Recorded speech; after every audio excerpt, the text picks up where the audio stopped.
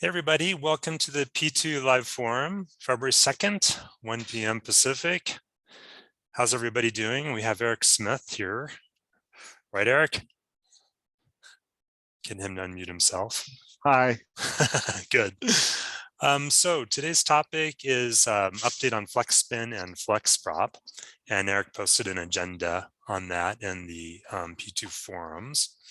So if you don't know where you are, you're in the Propeller 2 live forum. We meet every week or 2 weeks. And it's for anybody who's interested in the P2, using it in a project as a developer, as a hobbyist, as a teacher. It doesn't matter. This is the commonality. So welcome. What's new in terms of things around the P2? This is new, and I'll post this. This is the floating point quick byte. And I know that just last night, Chip made a change already to the floating point, Eric, so get ready to chase him again. I think this time it's removing the minus sign for the dot. For constants, there you he don't is. need the minus dot, just the minus, which is Oh, what we good. discussed. Yeah, Yeah, actually, FlexSpin does that already. So yeah, that's great. Thank you. And there's this quick byte too. I'll post a link in the chat. What's really fun is to watch the video at the top for 15 minutes. That's from Michael. And that's using the new, this board actually, the Universal Motor Driver P2 add-on. So we were just chatting about the HB25 before we started the recording. And the hope is, since we don't have a motor controller, that this takes the place of all prior motor controllers in Parallax's world. And Chip has done the low-level code, and we've got a helper here on the forums who's going to turn it into something we can use. And one of the things I've asked for in that code is that we can do PWM style motor control so that anybody could put this to use. So the hardware is available, and there's a lot of stuff that goes with it. Some hoverboard motor wheel combos, caster wheels, and what else do we got? All kinds of like mounting hardware, so you could build a robot, the next large robot. I was watching TV casually the other day, and the Equalizer was streaming, and then I saw this picture come up. And so I grabbed a shot of that. And I don't know what the program's about, but this young man's mother said he got a district science scholarship to college. So we like that. So today, Eric is going to be talking about FlexProp and FlexSpin. And I encourage you to become a member of his Patreon, as we have done. We don't want him to do this for free, and we definitely want him working for us, not anybody else. So go there and make a commitment, coffee or something bigger. We've been doing this for a year or two, and we're going to stay on board with him for really forever. This is a super important tool to us at Parallax.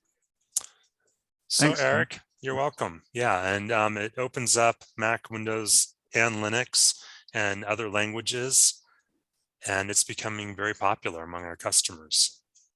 So all yours. And how do you want to handle questions along the way? Do you want to have them in chat or allow interruptions? I guess we I'm not quite sure. I guess we can try handling it along the way and see. And if it gets too much, then maybe we'll do a Q&A at the end or something. We'll probably do a Q&A at the end anyway. All right, so just anyone feel free to unmute yourself. It's really good often when you're doing a presentation, sharing things to get some feedback along the way. So based on what Eric said, feel free to unmute yourself. If you have a question requiring a long answer, we'll kick it down the road an hour and then address it later. And then at the end of this discussion, we can talk about anything, and I'll turn off the recording so that it can be the regular free-for-all. So thanks, Eric, for joining us. Oh, my pleasure. Thanks, Ken. So I'll start. I assume most of you probably know FlexProp already. Oh, I should share my screen. Let me make sure I've got the right screen.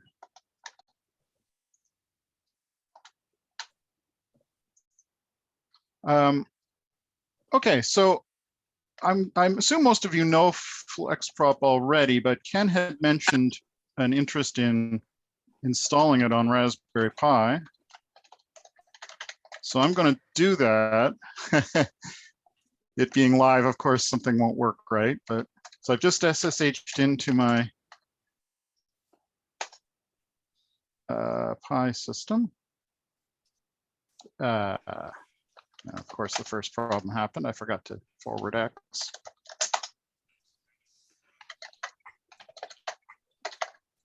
Okay, so to install on a Raspberry Pi, you fire up a web browser. I'm using Chromium. Navigate to the website, which is Total Spectrum FlexProp releases. So the current release is 5.9.8. If you haven't updated yet, it's probably worth it. There are a lot of new features that I'll be talking about. So there's a nice blurb telling a little about it, which I'm not going to read you. So down here are the different packages. The .zip file is for Windows and Mac. So that's the one most people will want to get. I've also got two .deb files, one for Intel AMD Linux and one for ARM Linux, which is the one I'm going to get for the Raspberry Pi. Now, this may not work on a Raspberry Pi 4. It'll work on a 2 or 3. For a 4, you might have to build from source, and that's covered in the README. You'll get a warning because it's the .deb, so you can install it. I want to keep it. And I don't think Chromium will let me install directly. I'm curious. Let me just see. I think I'm going to have to do it on the command line. Yeah. Okay, so that's all we do for the browser. We go to our downloads. I've got 2 copies of it, but that's okay. And you run sudo dpackage-i and then the flexprop.deb. And it should go ahead and unpack FlexProp for you on your Raspberry Pi. And it goes, I'm doing all this on the command line because my Raspberry Pi is in a different room. So I can't show you the TV screen, but I think most of this you could probably do with a GUI. The .deb packages put things into the opt FlexProp directory. And when you're in there, you just run the program FlexProp, and it brings up the window. Oh, nice job. So installing it on a Raspberry 2 or 3 is pretty straightforward. Installing it on other Linux isn't bad. You just have to download the source and do make install. So it's, if you're familiar with Linux, it's probably not going to be too bad. I can vouch for the fact that the make file is not terrible. If you've ever built like a C project before and it didn't work, this is not what it, you just need like Python installed for the parsers. I don't think you need anything weird installed. Thanks, Ada. And you don't need to enter like 20 commands like you need with CMake because it doesn't work and it picks up your CC65 zlib and nonsense like that. I tried to make it simple. The other thing to good warn job. about, Good job. The other thing to warn about is that it might take a while on a Raspberry Pi to build from source. Actually, that is quite likely. Yes, there is a lot of stuff to build. Okay, so I'm going to try it out. The easiest language for testing things is BASIC. So I'm just going to write a little program that says print hello from BASIC and save it as, I'm going to put it in the samples directory as hello.basic. And then I just click compile and, oh, well, let me just see which, I don't have a Raspberry Pi or a serial, anything attached to the serial port of the Raspberry Pi, but I do have a Wi-Fi board, which is showing up here at the bottom. So I'm going to select that. Oh, you're really brave. Oh, yeah. And there it goes. says hello from basic.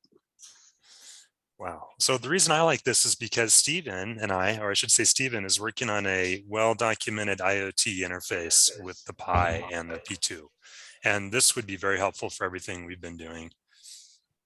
Great. And you've just documented how to do it, so I could use this video to show others. Hopefully, yeah. So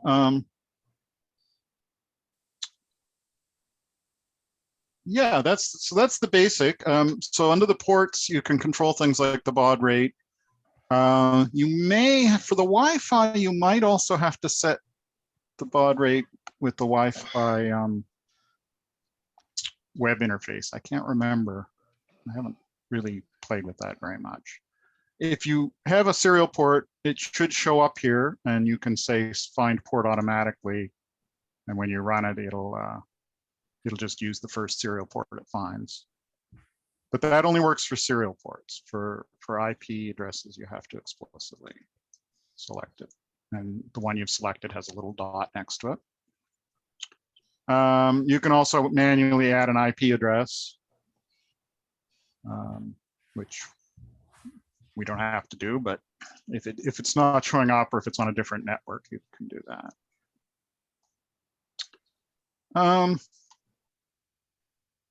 So I'll just quickly go over some of the menus because some of the features might be new to people.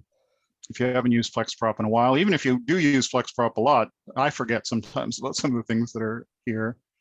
There's the usual new open save. You can look at listing files, which show the assembly language output. The basic, unfortunately, doesn't pick up the source code very well. It's better in Spin and to a lesser degree C, but it shows you, here's the main program, and it shows you basically it's just calling a function called format string to do the print.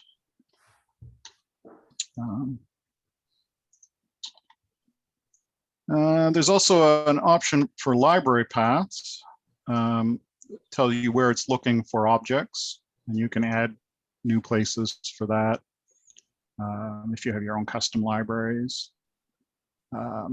Or you can delete the ones that are already there. This is the system, the default system libraries. You probably don't want to delete that. I'll just leave it. The edit menu is the usual cut, copy, paste.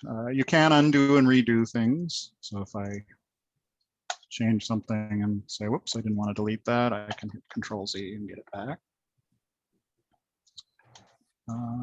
And there's find and replace, usual kind of searching functions. Under options, there's things like what optimization you want. The default's usually a good choice. I would only turn off optimization if there's some bug that you're trying to track down. And full optimization is nice for performance, but it sucks up a lot of resources. Your code will get bigger, and you might run out of cog RAM. So generally, you want the default. You might want to enable compatibility warnings. That will warn you about if you're using a Spin 2 feature that FlexProp has, but the regular compiler doesn't. So that's probably a good thing to turn on. Floating point. Normally, you would want to use the IEEE floating point, but there is an option to use fixed point instead. That's not something that gets tested a lot, so there may be a few bugs lurking there. Runtime character set is a little bit esoteric. That when you print characters, if they're non-standard, like the ASCII character set is pretty much standardized, but for things outside of that range, from 32 to 127, the interpretation of the characters is still uncertain. So you can set it here. You can either use UTF-8, which is becoming the standard. It's certainly the standard on Linux. Latin 1 is kind of the European, uses the characters from 128 to 255 for various European things.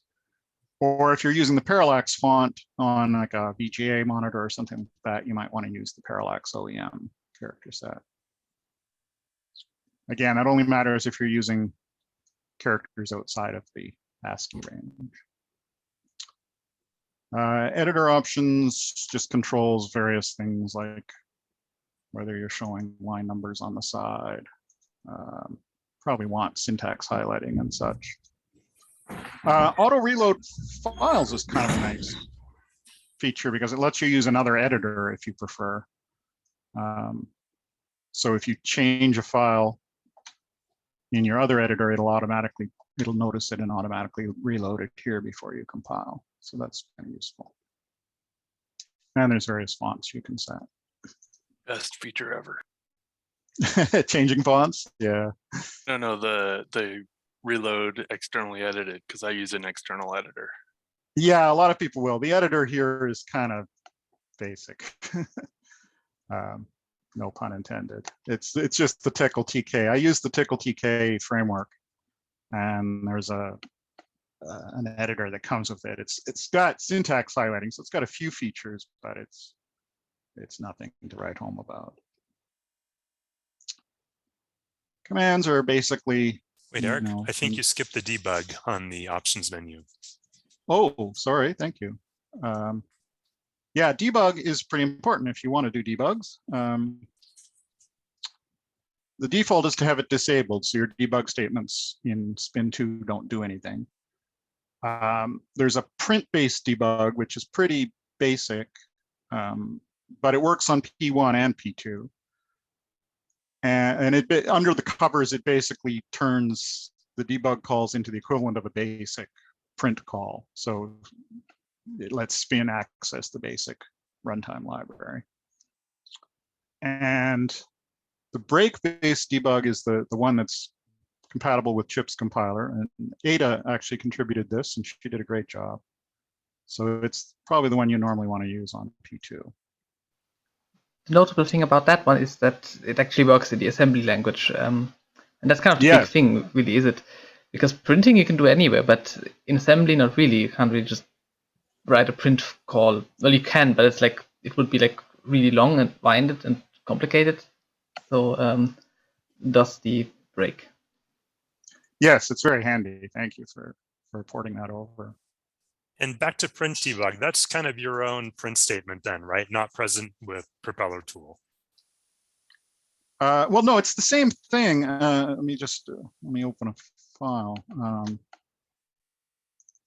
So you use the same syntax as I think you use the same syntax as Chip. So you still say debug,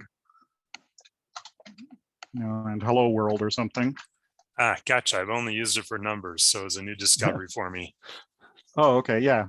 Or you can print variables or what have you. Just like Chips do. So the two are the same syntax. They both affect the debug commands in Spin2. It's just under the covers, they do different things. The break one is the proper, uses Chip's break-based debugging. The print one is kind of a hack, but it was all I had initially before Ada ported the break one. And it does work on P1. I guess that's something people often don't realize, but this compiler does work for P1. You can configure it to run on P2, P1, or P1 bytecode. And you can compile Spin2 programs for P1 as long as the assembly language works, which is a pretty big caveat, of course. But if it's just a simple Spin2 program without any PASM and without any requiring P2 hardware features, you can run it on P1. And vice versa. You can take a plain P1 spin file with no assembly and compile it for P2. The compiler just goes on the extension. If it's a .spin file, it's spin1. If it's a .spin2 file, it's spin2. And that's independent of the processor, which is determined by how you've configured the commands, whether you're running P1 or P2. Yeah, I've been using it a lot for P1 C code. Yeah, and with Ada's bytecode patches, so Ada also contributed the bytecode, P1 bytecode compiler, which lets you compile BASIC and C for the P1 using the bytecode that's in ROM. Now it works best with Spin because the bytecode is designed for Spin, and that's where we've tested it the most. So it's still a little bit experimental for C and BASIC, but you know, you can Yeah, I cram. only really tested it with Spin, I think. I've And now I remember that you implemented the character set, but I don't think I've actually tested it on all the programs that would have required that character set stuff. Yeah, I haven't done a lot of testing on it. Just Well, some that's something to write on the to do, I guess. yeah.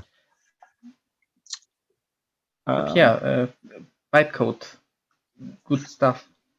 It's certainly compresses the programs a lot, and it does work. Like I run it on my BASIC and C test files, and it works for those. So mind that the when you pass spin code into it, it is vastly more better than the compiler that's in Prop Tool, and it is even better than what the old BSDC did, which had the unused method removal and some optimizations. It has all that, but more. And one thing that none of the other compilers do is, imagine you have a function, it ends in an if-else statement. What is the last instruction in the upper branch of that if thing? It's a branch to the end of that whole statement. But if it's just jumping onto a return instruction, right? So we can just move that return instruction up and replace the jump with it, which saves a byte and a couple of cycles. That's, for some reason, none of the other compilers did this. It's very, very silly that it tested that no one has done that, because it's like leaving bytes on the table.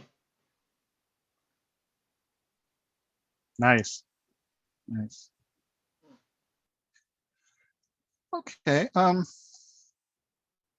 So where was I? Debug terminal. Oh yes, I had been talking about the options menu in the terminals, which is a new feature. So we kind of got off on a little bit of a tangent after the debug, but Prop Tool has a built-in terminal now, or FlexProp, sorry. FlexProp has a built-in terminal now, and you actually have a choice. You can use, make it interpret PST sequences or in ANSI. You also have the option of using an external terminal, which is what FlexProp used to do. It would run, the Windows command console or an Xterm on Linux.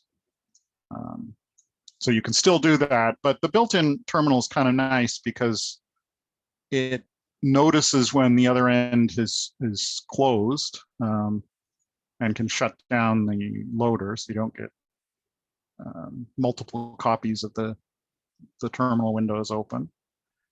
And it also lets it understand things like debug commands,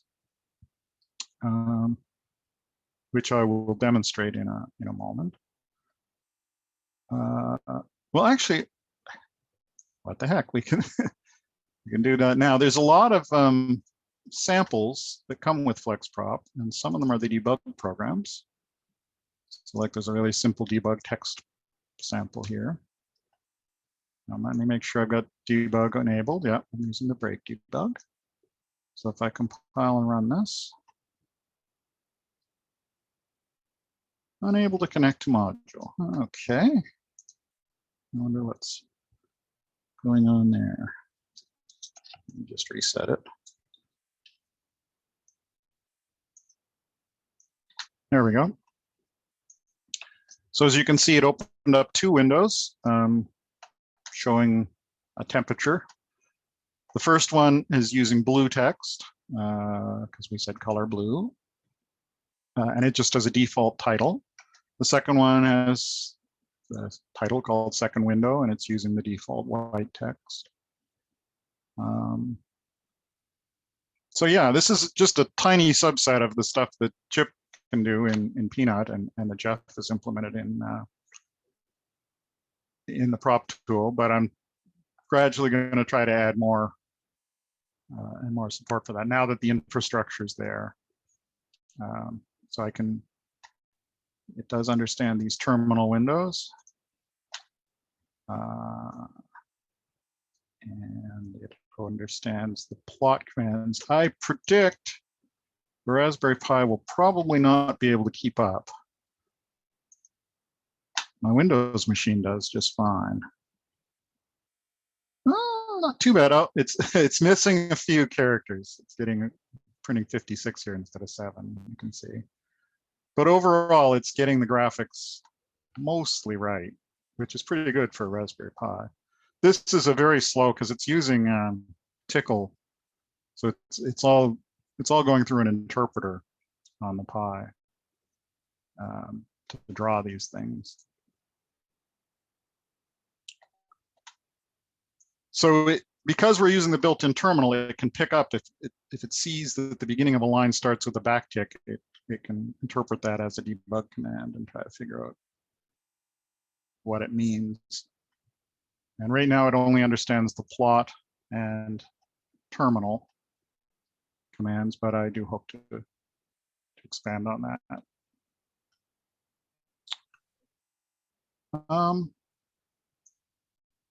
So those are the big new features in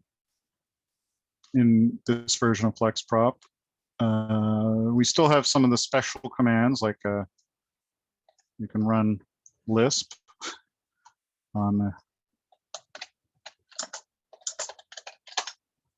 your P2. There's also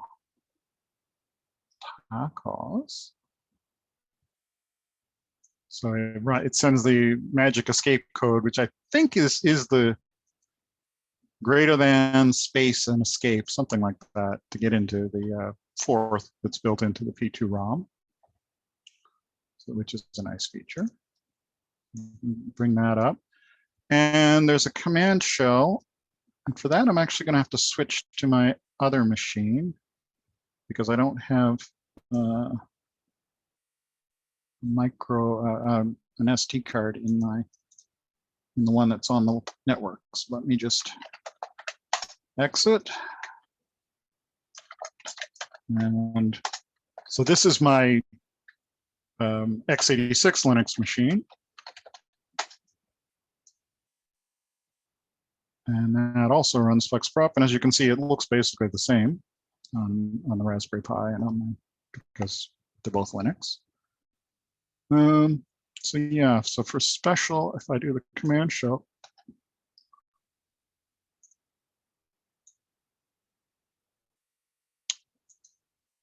and just do a directory. Okay, so this special command shell on P2 runs a really simple program, and the source code for that's included, actually, is one of the samples.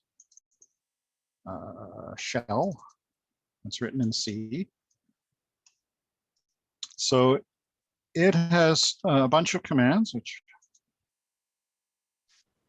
let me bring those up. There we go. So you can do things like changing directory, copying files from the SD card to the host and vice versa. So I've just got a couple of files on there, but if I wanted to copy so the SD is the SD card, and the host is the current directory on the PC, the directory that has the shell program in it. So if I wanted to copy that source code, shell.c, I could say cd to /host and copy shell.c to /sd shell.c. And now if I do a directory on the SD card, you see shell.c is on there. So it's handy for, and you can delete. If I didn't want that eric2.txt file. I can delete that. I think there's a type command. Yep. So you can look at files and see what's in them. So it's a handy tool, and it also shows how you can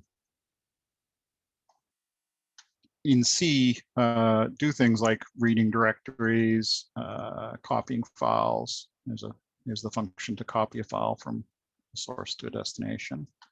And it basically uses standard Unix functions like fopen, changedir. I tried to make it as compatible with Unix and Windows as possible.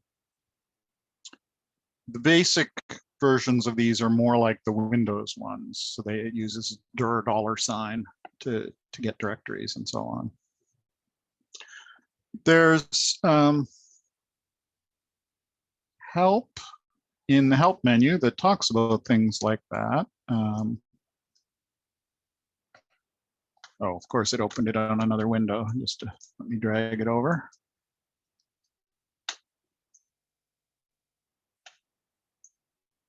So all the languages have manuals. The basic language one is the most complete, because every version of basic is just a little bit different. So I really wanted to make sure to document this. The C language manual is more of a, talks about the differences between regular C and Flex C. So it kind of assumes you already know C. And similarly for the Spin manual, the Spin language, it just talks about the differences. The preprocessor is a new feature. There's some information about memory management, how to call C functions, and then some of the extensions to Spin and compatibility. So there's lots of docs to read there. And there are links to the parallax documentation, which I hope still work. Yep. So you can get to Parallax's official docs, which are getting better and better by the day, I've noticed. So that's great. Okay. So any questions about the GUI? Well, I have it open here. I kind of went a little bit quickly, but the main things I wanted to point out were the terminals, including the debug features, the new byte code, which I'll talk about a little bit more later, and of course the Wi-Fi. Now this computer is on a different network than the Raspberry Pi and the P2, so I'd have to manually add my P2 board.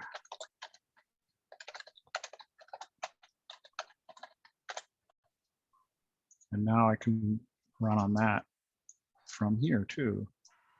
Let's just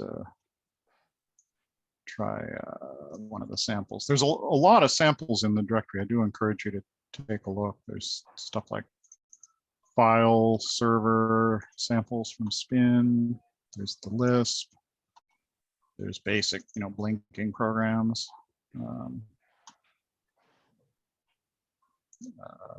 I'll run something since, the Lunar Lander program. That's an old classic for basic. So it's a game where you're trying to land a spaceship on the moon, so dates back to the 70s. And it's got really old style basic commands. You can see, it's got the line numbers, print, if, then, and it just gives the line number. So it's like a go sub. All of that is supported by the basic. It's not good style. It's not what I would recommend writing. If you're writing a new basic program, it's probably better to use the new features of BASIC, but I wanted to be able to compile some of these old-fashioned, Hammurabi and the lunar lander and things like that.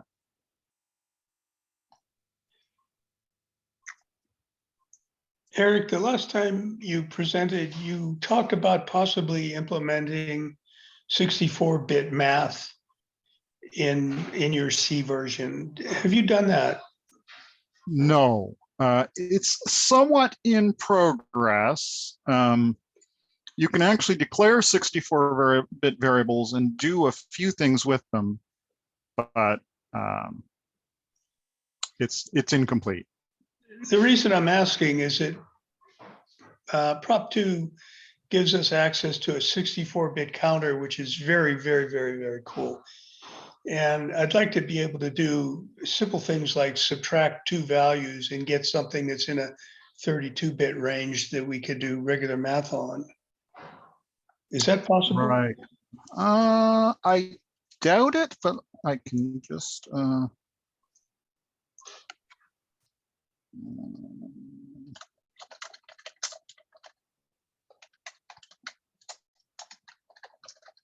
let's see.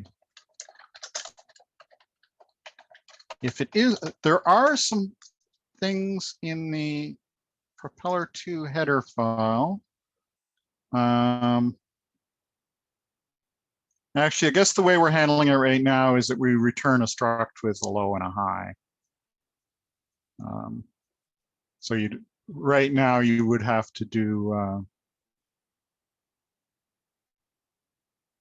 the arithmetic by hand.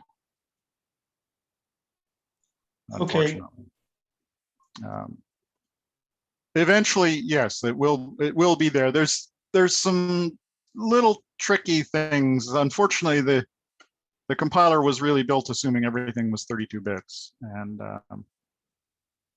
while it can pass around bigger things as structures, actually doing math on them doesn't work very well yet.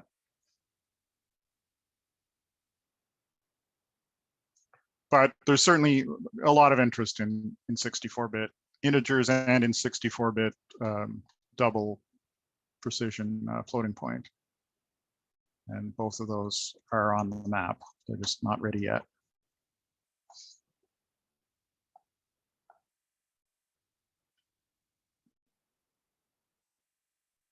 Oh, I can show you. So let me close these files. Speaking of the roadmap,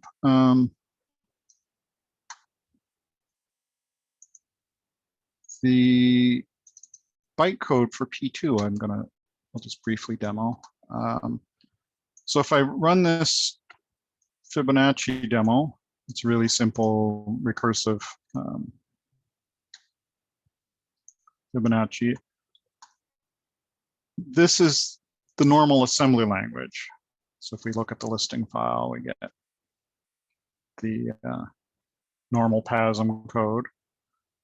If I change the commands to P2 bytecode, now it's going to tell me, it's going to warn me because it's not finished yet. So it might not work. This program should, though. It's pretty simple. So if I compile and run, okay, it's substantially slower, but it's, oh, it didn't print the size. Okay, well, it is smaller. And if you look at the listing file,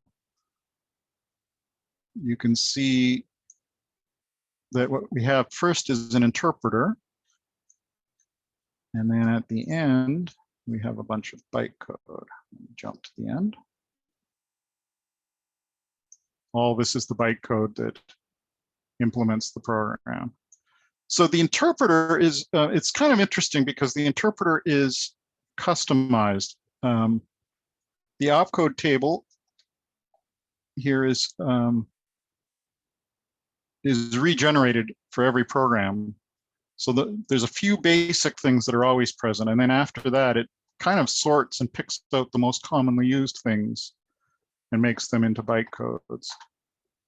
And each time you compile, you'll get a different interpreter. So the idea is that it'll try to avoid, it'll try to minimize the size of the program by picking out opcodes that are frequently used. And it'll also not include any code at all for stuff that isn't used. So in this program, I'm not using any pin manipulation much. So I do get write pin, and I guess these are used in the serial output. But things like ACK pin are not, so they're just not going to be in the interpreter at all. And the implementation of the interpreter is fairly straightforward. It's just a jump table, and it uses an X-Byte loop to read them and execute them. So I'm hoping it's still under development, so the code generation isn't as good as I would like, but eventually I hope it'll provide a nice trade-off between size and speed. The normal PASM in P2 is a little large, and while we have plenty of memory compared to P1, it seems there's never enough. That looks like quite an effort. Now, it's using XByte, so it's using like tables in the LUT, right, to look up bit patterns and all that? Yeah, that's right. So I have to find the actual guts of the interpreters up top somewhere. This program was maybe not a good choice. I should have picked one of the blinking. Let me go back to a blinking demo, something really simple. I think you'd see that a big net improvement on larger programs, right? Where you can swallow the size of the interpreter and then get efficient bytecode. Well, yeah, although actually the interpreter, because the interpreter is custom designed, it only includes instructions that are used. Right. So this one, it's got all the implementations of the stuff.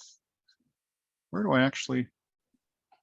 This is why we have to find. Boy, that's overwhelming for me to think about. You guys did a lot of work on that. Oh, there we are. Yeah, the main loop is pretty basic. It's just the normal XByte loop, and there's a trampoline that it uses for jumping. The least frequently used ones are put in hub, which is what you did too, Chip, as I recall. So yeah. It's definitely inspired by what you did. You did a nice job on that, the P2, the Spin 2 interpreter. And this is just kind of it'll provide an option for people to do something different with different size and space, size and speed trade-offs. Oh, you know what, guys, I'll be right back. Yep. So as I say, this is still very much under development, but I hope before, well, there's a bug. Before the 6.0 release, I hope to have the bytecode working well. Thanks to Ada's work, the P1 bytecode already does work quite well. Certainly for Spin, it's great, and most basic and C stuff will work now. There's still a few things that I need to support. Any things that don't work? I don't remember anything that particular doesn't work. I do remember that there's something with the optimization that's kind of messed up. I think by default they're not enabled right now for some reason that I don't remember. And if you enable O2, it just, I don't know, it just dies. Yeah, I think there's a few C and basic features that might not work. Like I think try and catch. Oh yeah, that may not work because the Spin try catch works differently. It only ever works on calls. Yes. I guess you could do some sort of weird hack to insert like a fake stack frame or something. Yeah, I think we'll have to do something like that. There's a few less used features like that may cause problems, but Spin catching and trying and aborting, that works. Yes, the basic abort does work, and a lot of things work. Most things work, but I'm not. I think there are still a few edge cases, like Lambda functions. Well, according to my testing, it actually works better with Spin 1 than all the other compilers. Like, I think it's compiled all the programs that I tested, whereas the other ones, they all had issues. Yes, I think for Spin 1, it's fine. I haven't seen any issues for Spin 1. It's only with C and Basic that there might be a few language features that still need a bit of work. And that weird thing with the optimizations, I don't remember how it is right now, but I think it doesn't enable them by default for some reason. That's probably left over from when we were developing it, so we can change that. Just say that for everything. If it's broken, just say that's left over from development. Yes, that's right. It's a feature.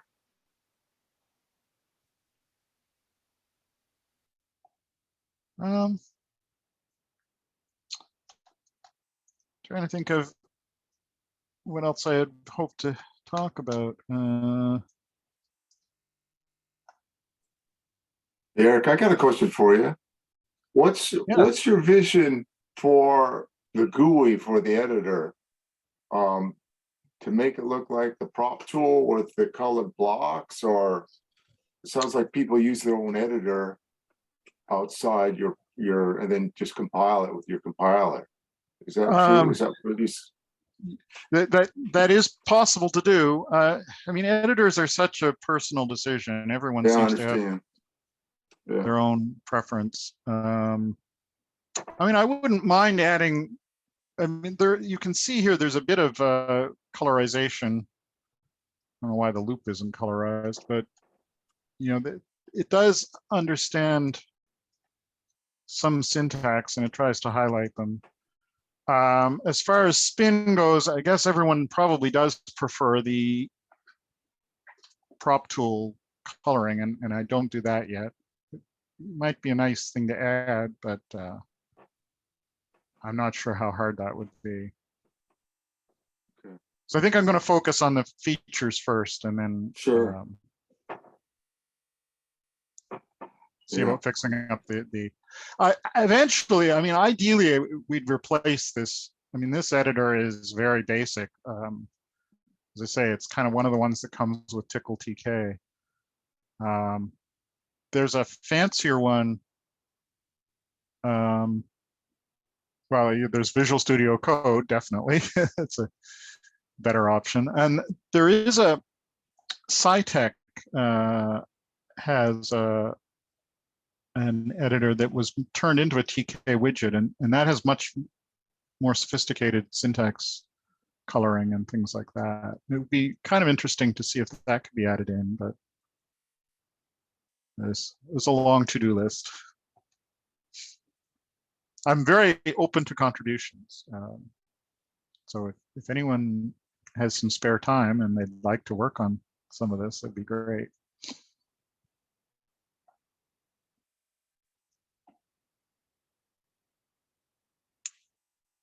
But yeah, the editor is one of the weak points, definitely, of the GUI. Eric. Yes. Do you have any like anything you could demonstrate for someone watching that just kind of shows like what the overall flow would be like for maybe some kind of project you have that's that you're working on? So like, what would be the steps they go through just to run the whole thing? I think you've kind of demonstrated that here a couple times, but do you have anything that's like, I don't know, involves a file or two? And well, sure. I mean, there's the prop list, the Lisp interpreter, has a number of files, and the main one is called lisp.c. And we don't have we can't see a board or anything. So whatever's happening over the pins, we're not going to see right now, but we're getting like, we're getting feedback over serial.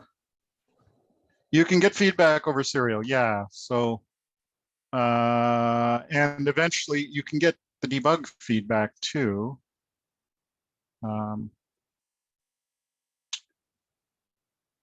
but generally I work with the serial line. When you set the baud rate in the ports directory, ports menu, it changes a symbol called _baud. So that symbol I use to set up the serial port to make sure it matches the, so whatever you select here should work. So if I switch it to 2 megabit and compile and run, actually, I don't want bytecode. Let me change to just the P2 defaults.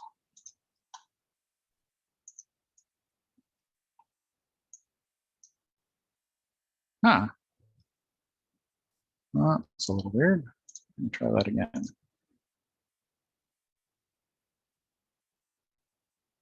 Okay, it's being a little problematic today. Let me just reset the board. It's next to me, so it's relatively easy. Let's see if that works. There we go. So this time it's at 2 megabit.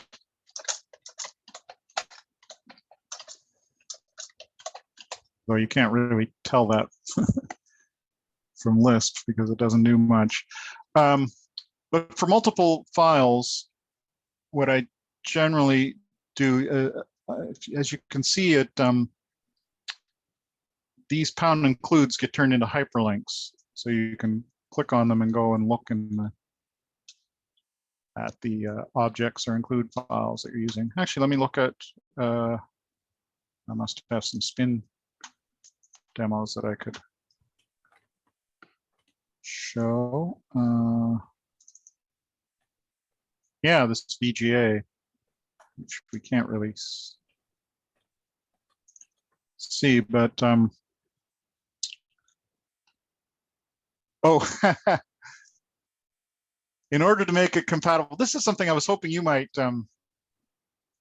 be up for changing, or maybe you already have, Chip. In objects, in strict spin 2, we're supposed to just give the name of the object, but without any extension. If we do put in an extension, then I think it's still not picking it up. But ignore it if it's there. Yeah, do you think you could do that? Yeah, it should be possible. I'm sure it's possible. I just got to get in there and do it. Isn't it already doing that? I'm pretty sure it's already doing that. Oh, is it? Okay. It's been a little while since I tried it. Maybe not in Peanut, but maybe in the Propeller tool. It's certainly in the Propeller tool. It's ignoring. Okay, great. I think the implementation is a bit different between them. I don't know. Is that going to introduce a conflict if you accidentally decide to bring in spin 1 objects or something? Well, no, that's the whole idea, is that then you can explicitly say it's a spin 1 or a spin 2 object. If it says ANSI.spin, it's a spin 1. If it's ANSI.spin2, it's a spin 2. Or if you've written the object in BASIC, you might want to say ANSI.base, which isn't an issue for prop tool, but in FlexProp, you can write objects in any of the languages. Right. C or BASIC or. So it defaults to the same language as the program, which I think works well because most people are writing in spin 2. Right. But and I thought I actually had a parser that would let me click on the file name, but I see that's not working in spin 2. It does work in C. As you can see, I just tested it. Propeller tool does ignore the .spin2 extension if it's there. Oh, great. Okay. So it's already done. Yeah, Jeff must have made it differently because I'm looking at the Delphi code I wrote, and it looks for the extension. It looks for the file name the extension, then it does it, but it doesn't do anything to look to see if just the file exists already, without the extension. So maybe Jeff is already handling that a little differently. Jeff, you're not on here, are you? Let's see. don't think he's here.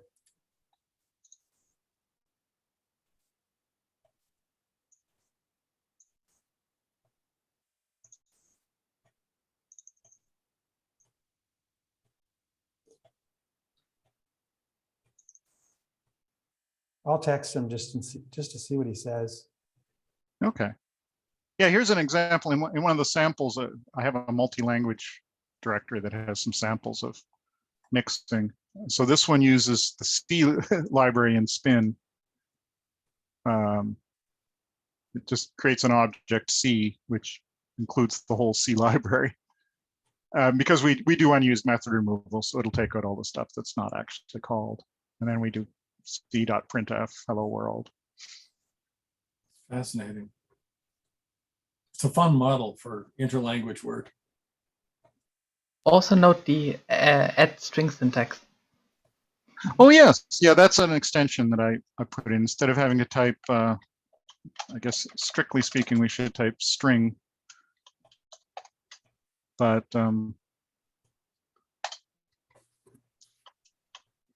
FlexSpin accepts at and then a string literal as an extension for that. Not sure if that's something you wanted to do, Chip, but it saves a bit of typing. It's not as urgent in Spin 2 because we do have send, which saves a lot of this typing. Are you talking about some print formatting? No, I'm just talking about a string, like in strict string literals. Spin. Yeah, you mean just make pass it a so string. that if it sees a quote, it just makes a string. No, if it sees an No. at sign followed by a quote. Oh, an at. Okay, all right. Oh, that's a good idea. That means kind of the address of. Okay. Yeah. Good Yeah. idea. Nice. Yeah, that's pretty. Okay. Yeah, that should be totally doable. Now I got to make a note to do that. It just saves a little bit of typing sometimes. Yeah, good idea. It logically feels good too.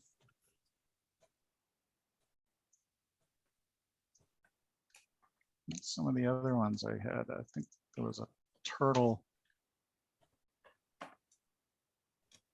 Yeah, this, I think I demoed this last time, the turtle graphics demo that uses Spin 2 and C from a basic program. So in basic, you say dim as class using, and then you can give the file name, which can have an extension .spin2 or .c. Eric, I do one Anything. question. Thank you. Yes. When you do the at, do you then follow that with a left parenthesis? No. No, I didn't, although we could. Because they could express other than text data in there, right? They could put like comma, some values, or comma 13, comma, you know, to add carriage returns, line feeds, stuff like that. Yeah, I think I just handle it for string literals at the moment. Because I don't know, my parser is going to see commas. It's not. Well, let's see. I'm going to have. Okay, parentheses might not be a bad idea. I mean, it would save. It would at least be a less typing than. So you mean it would look like this? Because you see the problem. It starts to make it so if you want to put a carriage return line feed, which is a byte level or a byte type, then you need a comma in there, and it that would be after a close quote. So it's going to construe that as another argument in the instruction or something. I see. Yeah. So for you, it would be better if we put it in parentheses. Yeah. Okay. That's actually. Let me see. Will this compile? I don't remember exactly how I parsed this. Yeah, it seems to be okay with it. Okay. Yeah, your compiler probably goes parenthesis, no problem. Mine is going to be looking for a parenthesis. It's still, I don't know what the Wi-Fi seems to be a little bit. Does it really need the parentheses? Like if it sees at and the next thing is an open quote, can you just take that bit and until the close quote? Or it's just quotes. But see, then you can't. You need to be able to put control characters into your string that gets. I mean, you can't do this with this syntax. It just doesn't let you do it. Well, no, you can say like string and then within parentheses. Yeah, with the string syntax, it lets you do it, but with the add syntax, it doesn't. Wait, say that slowly. The string syntax, you know how that works, but the add syntax, I don't think it lets you put any control characters. Oh, right. Okay. Well, yeah. If I had it so that it would strictly look for a close quote and an end quote, or an open quote and end quote, then I could do that. So you just wouldn't be able to use any control characters. You'd have to resort to the string or put parentheses in. Yeah, exactly. That's basically how that works. So that's okay. I love that. Yeah, at string is great.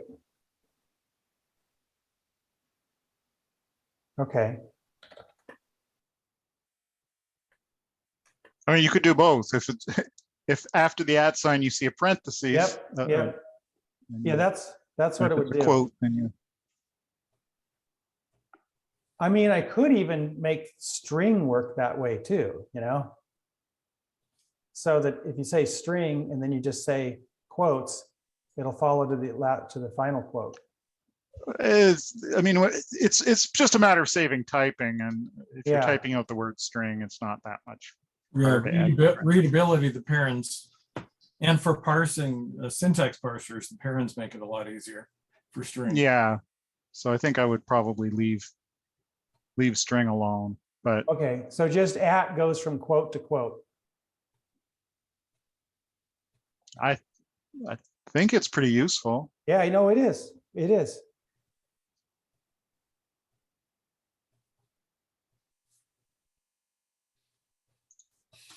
All right. Well, that's a good idea. I'll add that. Oh, thank you. Basically, you could do both of it. That if you have after the add sign an opening quote, then it's just a string. If you have after the add sign an opening parenthesis, then it is basically just a replacement for the word string, and does everything what string does. Right. So, and I mean, why not add a couple of more uses for the add sign? Well, it means address of. Yeah, and double adds and triple adds. Well, I can't do a triple at. Only Eric can do that. Yeah, PST does it too. That's basically the absolute address and hub, independent from the module. Yeah, fixed at compile time. Okay, yeah, no, my parser doesn't understand the whole string thing. I can change it to do that though. Right now, it just expects a string literal. Okay, I wonder though if I'm going to have a trouble, because if I'm looking for an argument and I see an at, I think they're going to want I'm going to have to just check it and see if there's a quote and then behave differently. So I'm going to have to, just trying to figure where I need to jump in, where I need to cut into the parser behavior. Yeah. It's post at symbol. Chip's parser is like an absolute rat's nest of strangeness. It's always forward parsing, always. It's always what? Efficient. It's always parsing forward through the code. It doesn't have the sort of the way that the parser in FlexSpin works. You define patterns and it just looks for those patterns in the thing. This right. is Python. It's very advanced. I mean, not really. It just uses Python to generate like a heap of code that does it somehow, maybe. Eventually. It's a black box. It's a little hard to change sometimes, unfortunately. Getting that debug stuff to work in assembly language, I had to hack the parser for that. Because that's kind tricky. of weird syntax, right? It's like a function, but the argument to that function are like assembly operands. Yeah. The hash sign and stuff. So that needs a whole different parsing. Makes it interesting for me in VS Code trying to figure out how to do it for sure.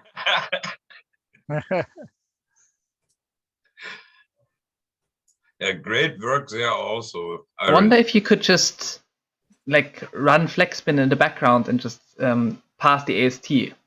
But currently it doesn't know where in which character the nodes start at. That may be a thing that needs fixing. We'd have to, yeah. If you could run the internal parser, then it would always be right. That's a little tricky, I think.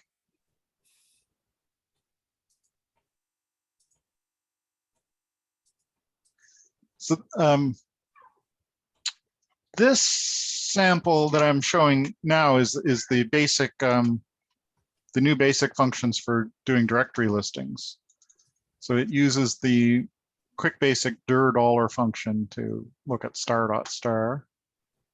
I'm just gonna tell it to find a port because it's on my serial.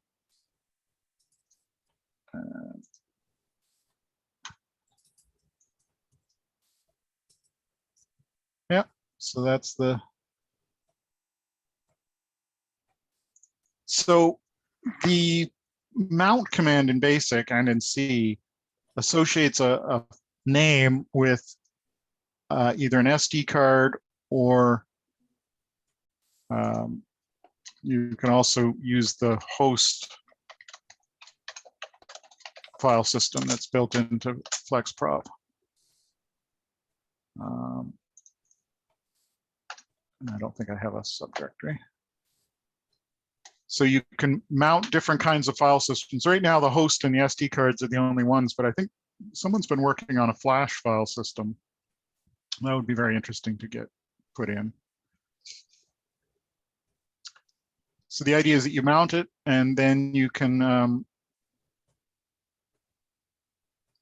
do stuff like getting the current directory or scanning through the directory for patterns like star.star and printing the results that you find. So on the host, the files, I don't have any files, I guess, in the directory. That's a little odd. Huh. Actually, that's very odd.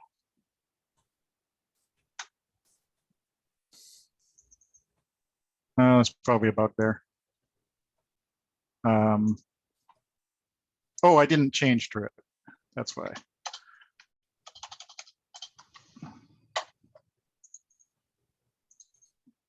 Non-terminated string. All right.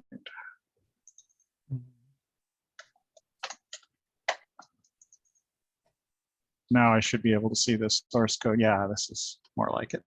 These are the demos. So after you've mounted, you can change to either to whatever the directory is that you just mounted, whether it's an SD card or a host. And then do the various directory commands. Of course, BASIC has open and close and read and write, so you can read and write data files either to your host PC over the serial port or to the SD card. Eric, a question. Can you have more than one file system mounted? Yes, definitely. That's what this command shell does. Let's see if it comes up. Yep. So it mounted the SD card as /SD and the host file system as /host. So if I do a dir of /SD, that's what's on the SD card. I have a feeling I tried to use the cursor keys and that's not going to work. This is a very simple. Yeah. Sorry. So dir SD and dir host shows, yeah, these are the files on the SD card and these are the files here on the host. And I can copy between them, I can delete and all that sort of stuff. Eric? And again, yes. Mike Green, what would I have to add to or change to put the flash file system I'm using into this?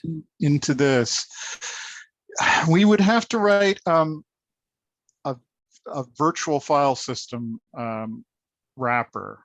So basically, it's a structure that gets set up with pointers to things like the function to call to open a file, to close the file, to read or write, to get a directory, and so on. So if you want to drop me an email, I can show you Sure, thanks.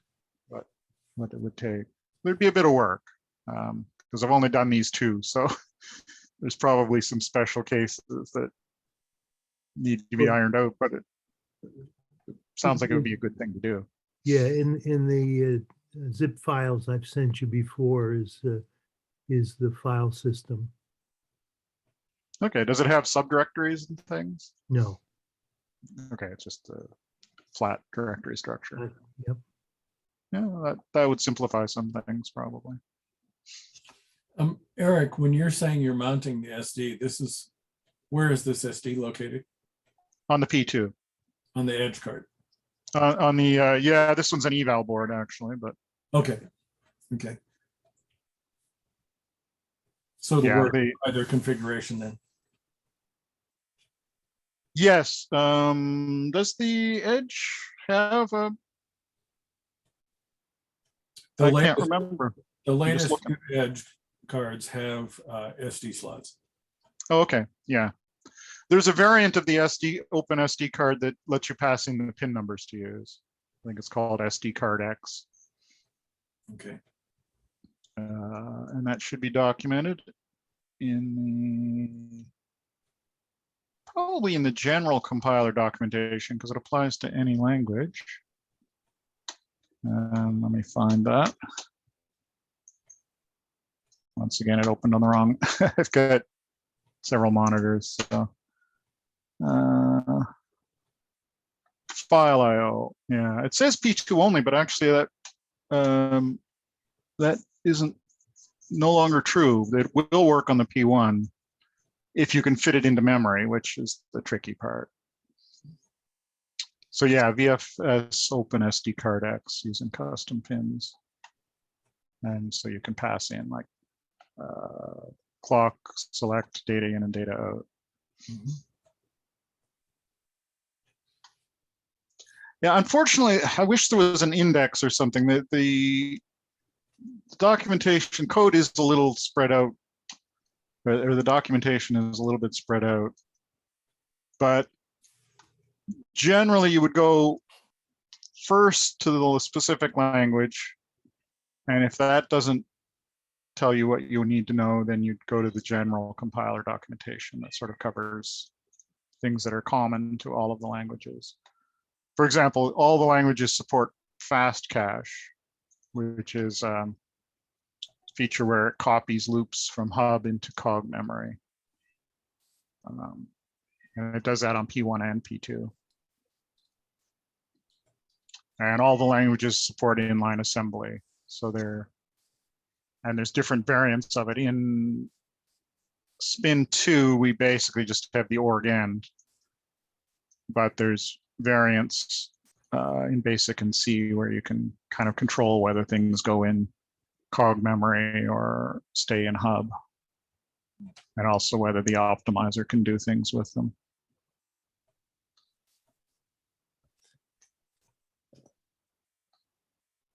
Anybody have any general questions for Eric that you're afraid to ask? Can I have one? Eric, I do consulting work for various small companies, and I've been focusing most of my development efforts in C. But a lot of the development that I've been seeing over the past months on the P2 pages here have been all doing most everything in Spin. Yes. Is there any advantage one way or the other if you're doing code that you're going to have to pass off to somebody in using C or Spin? Well, as far as FlexProp is concerned, no. But the advantage of using Spin or Spin 2 for the P2 is that there is the prop tool, the officially supported compiler, which is probably a little more stable and which produces smaller code but slower. So, you know, if you're sharing with people on the forums and you want to reach the widest possible audience, Spin 2 is probably the best choice for P2 code. But if you're doing the development for yourself, or if you're not you know, if it's not a high priority to reach the widest possible audience, then C and basic are fine too. Okay, thanks. Good question, Jim. I have a few educators, university level, who really want to use the P2 and they just want to use C language. And yeah, we haven't really gotten there with any kind of useful examples or support yet. And it's probably my fault for not getting more familiar with it. But there's an interest in it that's significant, remains sizable. And Yeah, C tends to be in this industry standard. When I write something in Spin and give it to somebody, they're like, what the hell is this? You know, if they're not parallax people, it's difficult for them to support it themselves. As far as I remember, FlexSpin started out as Spin to CPP.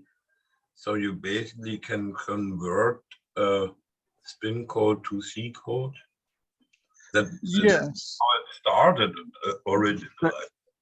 That's right. That is how it started. Although these days, the Spin to CPP path isn't as well supported. But you can directly use Spin2 objects in C. So, you know, if you have a library of code that you want to use, FlexProp lets you call any of the languages from any of the other languages. So like in the samples directory that comes with FlexProp, there's a multi-language, and you can see some of the different kinds of ways of calling. Like here's a Mandelbrot demo. It's basically just straight C, except that it's using a video object that came from the forums in Spin2. And there's a little bit of a funky syntax. It says struct using, and then the Spin2 object. But that's just a standard Spin2. You know, so under the hood, it's just plain Spin2, but as far as the C is concerned, it just looks like a struct or a class, actually, because it can call methods. So later when we see, you know, we use that vid for setup video. Let me see. That's funny. Oh, I didn't ignore case. Yeah, I just do things like vid.init display, and that's calling the init display method of the Spin2 object. That's a very good suggestion. Thanks. So Eric, I've been away for a while. Have you managed to get some more of the C features added that you were planning? Some of the C++ related stuff? There's a few. It's almost able to compile the output of Spin to CPP now. It's not quite there, but it does understand some declarations like in C++ classes. You know, you can say private and public. You can declare methods to be static, and you can declare the function in the class, but not actually define it there. Or like, so you can say, you know, that that there's a method called foo, but then later on you say class : foo to actually define the method. Right. So you don't do the inline definition. So yeah, so it doesn't have to be inline anymore. So that stuff's coming along slowly. Right now, it seems like C is the least used of the languages in FlexProp. It's the only one I use. I use it for both P1 and P2. Okay, great. I get more comments about the basic and the Spin2, but that may just be, maybe the C is working really well. I don't know. Or it just. I mean, the basic language is working really well. The main issues I run into is, you know, missing libraries. Yeah. And sometimes I just go find one and add it locally for myself. I have been sort of out of touch because I can only do this stuff like late at night and on the weekends and whatnot. And so I'm not around these forums too often. Sure. You know, that's understandable. Then A lot of us are not. then you might have missed something. There is some guy who did a port of the Clang compiler for C. So it's a complete LLVM compiler. Yeah, I saw that thread, the LLVM. Yeah. My main issue is I want access to the mixed language stuff that Eric supports. Yeah, that is bombastic. I love that most on the Flex, that you can switch languages in between. It's absolutely cool feature. In theory, you should be able to spin to CPP your spin objects into C++ and then pull it through, but I don't think that actually works. I think you're right, Ada. I just attach the. And if you really want, you could probably try to put like a basic object through it, but it may explode in the process. Yeah, I haven't tested spin to CPP with basic. It's one of those things that should work basic to CPP, right? Yeah, well, it's one of those things that would work in theory, but I'm sure it doesn't work in practice. Yeah, I just use the spin2 modules like you showed here with the language, cross language stuff. The struct using, yeah, that's definitely the easiest way to. Eric, what's your plan for PC mouse keyboard debug functionality in FlexProp? Eventually, it's all the whole debug stuff is still very much a work in progress. So it's going to be a while before I get to the keyboard and mouse, but there's no particular reason it wouldn't work. All of the command windows are basically driven by the same thing that does this internal terminal. So, you know, it understands keyboard, so I certainly should be able to get keyboard and mouse to the debug windows too.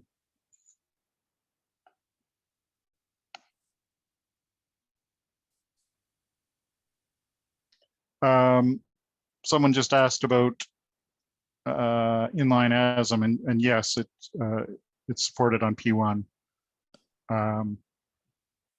But there's a caveat. Of course, you can't use the bytecode compiler. You have to use the regular PASM compiler, and of course, you have to use P1 ASM in the inline assembly, and not P2 ASM.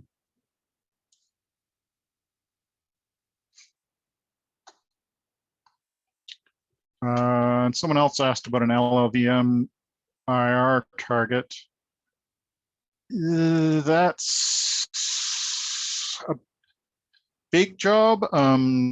Theoretically, it's possible, but well, that's what the LLVM port is doing. That's what IR is, the intermediate language between the front end and the back end, right?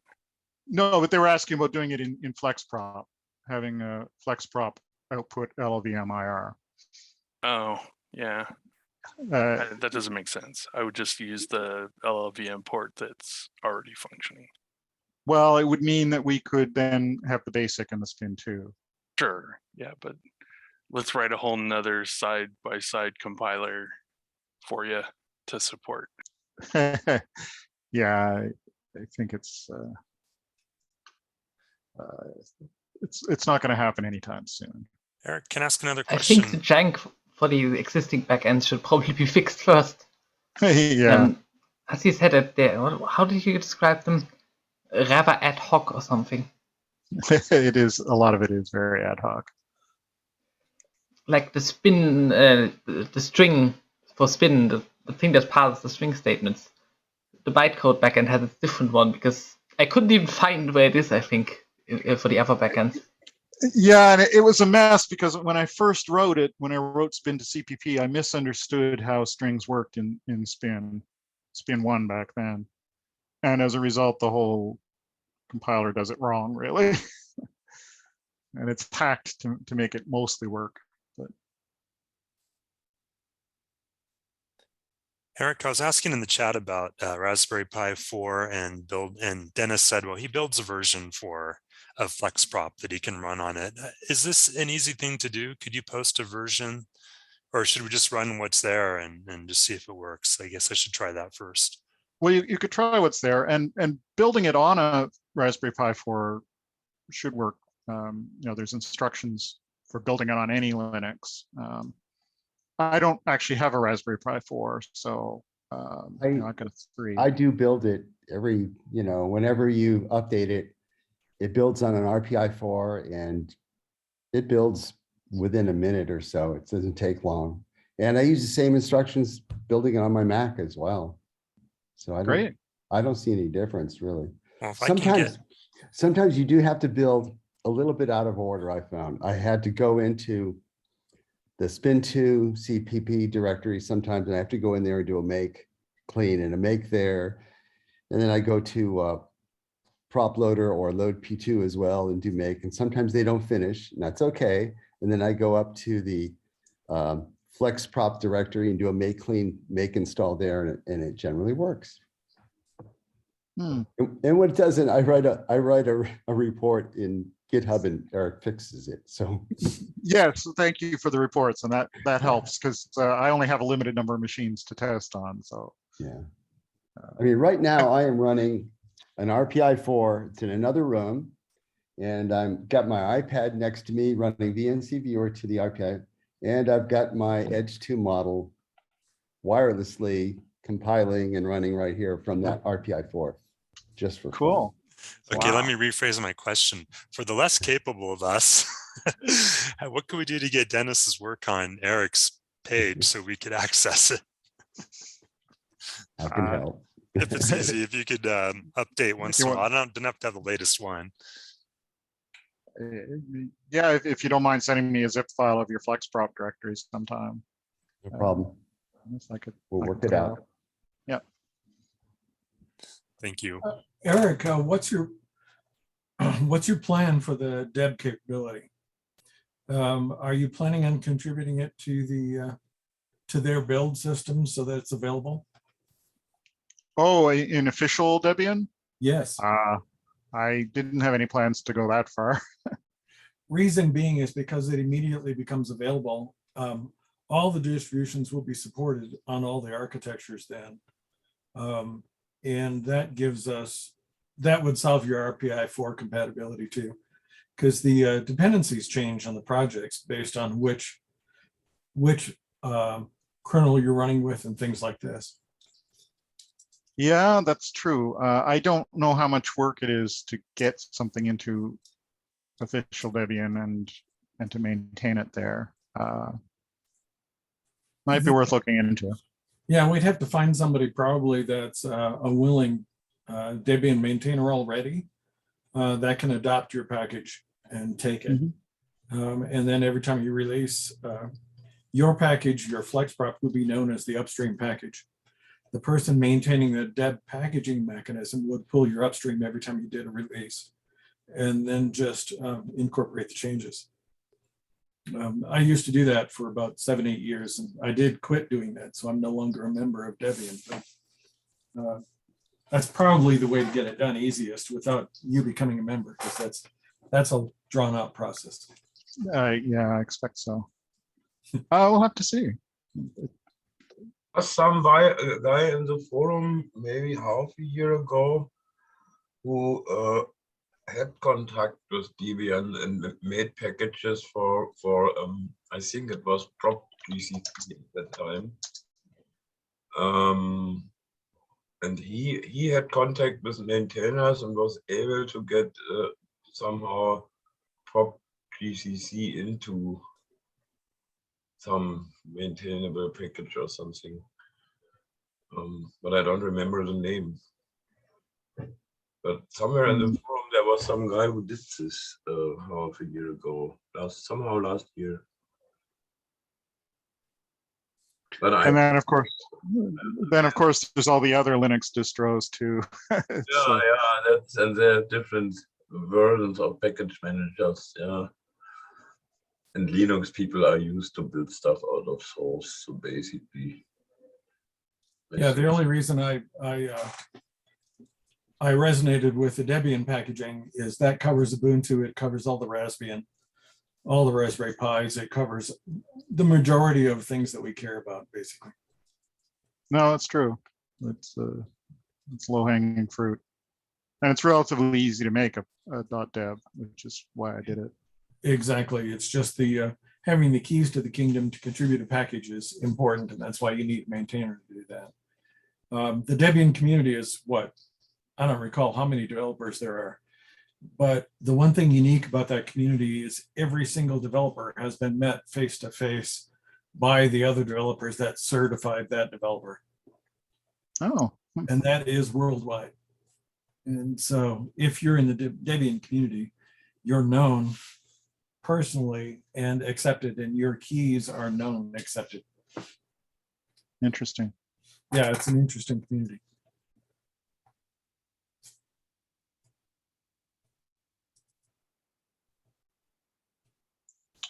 And how many people have that key to the kingdom at Debian? Do we have any number? Back when I was doing it 10 years ago, it was over 1,500 people. Wow. That's a lot. Yeah. I suspect it's more now. And yes, the network it's a handshake built network. It's really interesting. Crypto keys are signed by people face to face, that kind of thing, when they're first created. Any more questions for Eric out there? Yeah, I have one. I mean, how is the thing with the support for the Rev A boards? I haven't upgraded for a while because I just have Rev A boards. And the current version I have is working with them. Yeah. Well, have you checked your post office box today? I went there. It's not there yet. It's not there yet. It kind of works. It's not supported officially. I don't want to support the Rev A boards anymore. But if you change your FlexSpin command line to say -2A instead of -2, it'll probably work. Yeah, I mean, I still have 3 of them, and I want to give them at least some useful task. I'm waiting for mail from Ken. He is sending me an Edge module, so I'm finally legit and can use the newest compiler. But it's not there yet. I was at the post office already. I wasn't there. I think even the new compilers, I haven't removed anything. So, you know, the new compiler would probably still work. It's just that I don't test it. So, you know, actually, wouldn't the change to the local variable push-pull thing?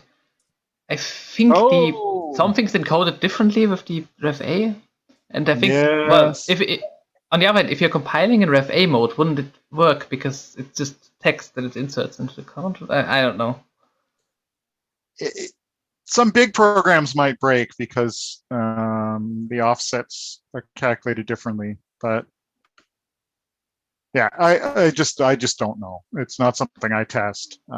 It is guaranteed to maybe work. That is yeah, that's a good way of putting it, Ada. It's probably no worse than the old compiler. Well, it's hard to say. Yeah, give it a try sometime. Yeah, I will. But currently I have one program running, one project running, which I can't really disturb. So I don't want to change my development system. Maybe I install it on the second computer. But currently I can't destroy what I have with an old FlexProp. Well, actually, the latest FlexProp, the 598, uses a different config file, so you can actually have it on the same computer as an old FlexProp. It won't interfere. Cool. Yeah, I read that. Yeah, you wrote that. Okay, then I can basically install both versions next to each other, and they don't interfere. Oh, that's cool. I will try that. Because I get a new one, and I really want to test out all the debug stuff you did. Marco, you just need to use the newer silicon. Yeah, I get Ken is sending me some, but it's not there yet. So I'm still stuck on one of those 127 boards, or 3 of them actually. So if you need one for your museum, I can send an Rev A board back, even with enclosure and fan and everything. Well, our museum is at Roy Eltham's office. Okay, Eric, seems like the questions have calmed down. So I'll stop the recording and want to say thank you again for your excellent work here. Yep. Oh, Yeah. you're very welcome. Thank you. Awesome. So- We all appreciate it. Yeah, it's overwhelming to me. I wouldn't even know where to begin to do all that stuff. So Ken, if the museum is at my office, I'm missing a few old items that you need to send me. I still have toddler robots. Just let me know. Give me a list. I have a lot of stuff here which I That bought. toddler is the one I don't have. I As got well blue as and the- gold. Take your pick. Blue, obviously. Done. Also, I'm supposed to be getting a quad rover from somebody that's used to come to here all the time. I think Jim, maybe? Yeah, it's as soon as I get back up to Connecticut to get them, I'm gonna be sending them out. Okay.